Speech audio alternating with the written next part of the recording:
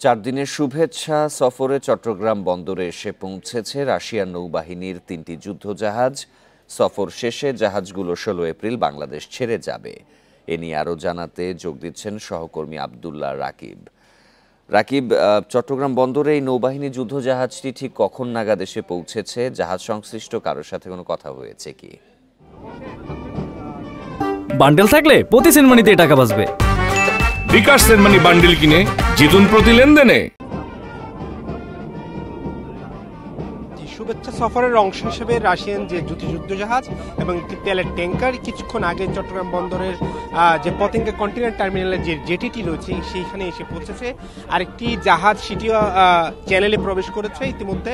আমরা যে জাহাজটি এখন দেখাতে পাচ্ছি সেটি রাশিয়ার নৌবাহিনীর যে যুদ্ধজাহাজ রেজিক, এবং এটি সহ আরো দুটি জাহাজ এসেছে এবং সেই জাহাজগুলোকে স্বাগত জানাতে এবং নৌবাহিনী কর্মকর্তাদেরকে রাশিয়ান নৌবাহিনী কর্মকর্তাদেরকে স্বাগত জানাতে চট্টগ্রাম নৌ অঞ্চলের চিফ স্টাফ অফিসার সহ অন্যান্য যে ঊর্ধ্বতন কর্মকর্তা তারা সবাই এখানে সমবেত হয়েছেন। এবং আমরা দেখেছি রাশিয়ান দূতাবাসের কর্মকর্তারা এসেছেন এখানে তাদেরকে স্বাগত জানাতে। এবং এই 4 দিনের শুভেচ্ছা সফরের অংশ হিসাবে আসলে বাংলাদেশের সাথে যে বন্ধুপ্রতিম রাষ্ট্র হিসাবে সে যুদ্ধের শুরু থেকে যে সম্পর্ক বাংলাদেশের সেটির উন্নয়নে মূলত তারা কাজ করবেন এবং বিভিন্ন রাষ্ট্রীয় প্রতিষ্ঠান সহ চট্টগ্রাম অঞ্চলে যে নৌবাহিনীর যে স্থাপনাগুলো রয়েছে সেখানকার তারা যাবেন এবং নৌবাহিনীর কর্মকর্তা এবং সদস্যদের সাথে তারা মত বিনিময়ে অংশ নেবেন।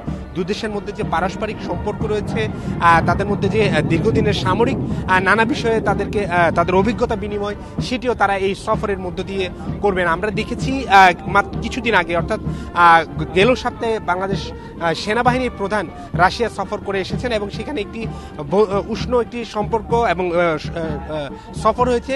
সেই সফরের পরপরই রাশিয়ান যুদ্ধজাহাজ বাংলাদেশে আগমনটি আসলে দুই দেশের মধ্যে যে সৌহার্দ্যপূর্ণ এবং বন্ধুপ্রতিম যে সম্পর্ক এবং যে সামরিক সহ বেসামরিক এবং রাষ্ট্রীয়ভাবে যে সম্পর্কের উন্নতি সেটির বার্তা বহন করছে মনে করছেন এখানকার নৌবাহিনীর কর্মকর্তা সহ সরকারি কর্মকর্তারা। এবং এই আমরা জানি চট্টগ্রামের বন্দরের যে চ্যানেলটি দিয়ে প্রবেশ করেছে এই চ্যানেলে যুদ্ধের সময় যে পাকিস্তানিদের যে মাইন পুঁতে রাখা ছিল সেই মাইন অপসারণে রাশিয়ান নৌবাহিনীর একটি বড় ভূমিকা ছিল এবং পুরো 1 বছর যাবৎ 22টি জাহাজের মাধ্যমে তারা এখানকার মাইন অপসারণ করে।